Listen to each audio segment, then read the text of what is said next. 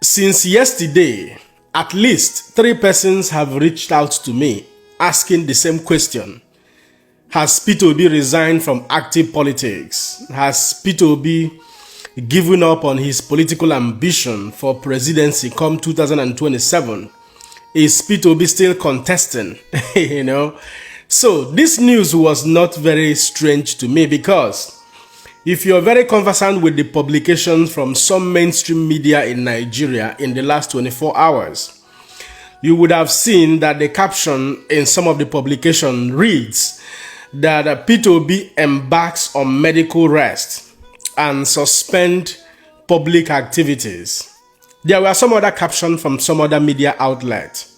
So ever since then, there has been some speculations on whether Peter Obi is critically ill, on whether Peter Obi is consequently giving up on his presidential ambition come 2027. So, having read many of these very publications and some other personal questions, some individuals, especially those who follow me on this very channel asked, I decided to make this very video so we can talk about that, and interact and talk about other pressing issues. But the fact remains that His Excellency Mr. Gregory Peter Obi is not resigning from active politics. He has not resigned.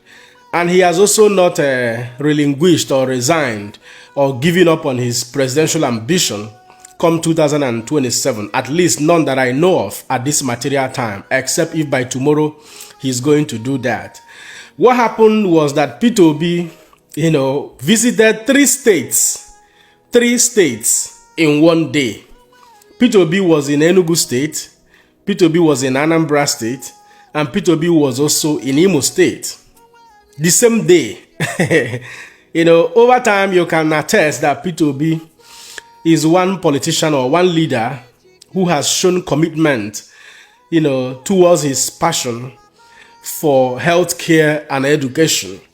Peter Obi has been moving around in different parts of Nigeria, making, huge donations that runs into millions to schools, to healthcare outfits, to universities, to secondary schools, and all of that. Intentionally supporting the educational system as well as the healthcare system. That was also part of the mission that took Peter Obi to both Enugu State, Anambra State, and also to Imo State. Eventually, he felt ill while in Enugu State, and he visited, one of the hospitals in Enugu State, and he received medication, and the doctor advised him to take a rest, at least 1 or 2 days off, in order to recover fully and potentially. That was exactly what happened to Peter Obi, and in view of that, Obi decided that he would not be able to meet up with all the appointments that has been scheduled for that very weekend, for this very weekend exactly, both within and outside Nigeria. So we are simply talking about between Friday, Saturday, Sunday being today, and possibly Monday.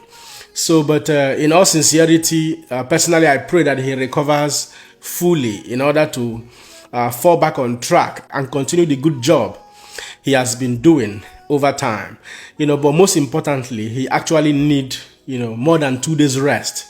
In my honest opinion, Obi has been up and running, so he need good rest in order to be healthy and fit once again. Let's take a look at that very publication that was made by Peter Obi himself. So according to Peter Obi, he wrote, "Yesterday, after speaking at a tourism event in Enugu, I traveled to Good Hope Specialist Hospital, Isulo, Orumba South Local Government of Anambra State, which is being acquired by Agwata Diocese of the Church of Nigeria, and made my initial modest contribution of 10 million naira to aid the diocese acquisition and revitalization of the hospital facility.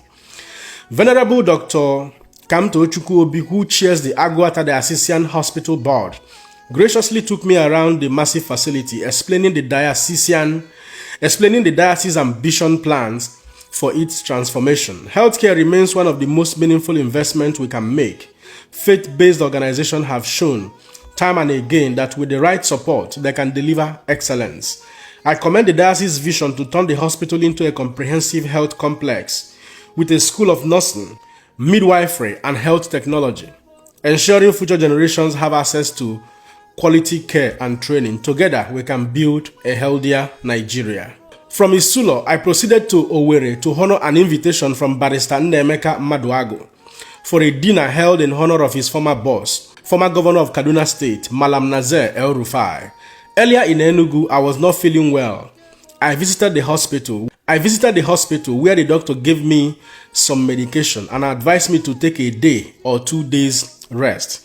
In obedience to the doctor's advice, I will not be able to meet up with all my scheduled engagements within and outside the country this weekend. I sincerely apologize for any inconveniences this might cause and humbly plead for understanding. That was the post on his X handle, formerly Twitter. So there is a lesson from this very incident of Peter Obi. We can see how transparent Peter Obi as a leader is or can be. You know, he's not at war with himself in revealing his health condition to Nigerians home and abroad. He does not have any restriction making his health challenges public. And that is what is expected of every leader. We live in a country where the right thing has become the wrong thing. Because we live in a dysfunctional society, people no longer think correctly. When you say things that are right, people begin to look at you as a mumu. When you say things that are wrong, people begin to applaud you and celebrate you. We live in this country. Many Nigerians have called out severally for Nigerian government to make, for example, this is an example, not an attack, the health conditions of President Bola Ahmed Tinubu public. They never did it. Rather, the president continues to travel in and out of the country. I think according to publications that is publicly available on the internet space, Bola Tinubu has traveled 15 times since he assumed office. You know, this is on some of the mainstream media publications. So some of these travels has never been made public to Nigerians that he was going for medical treatment or medical checkup.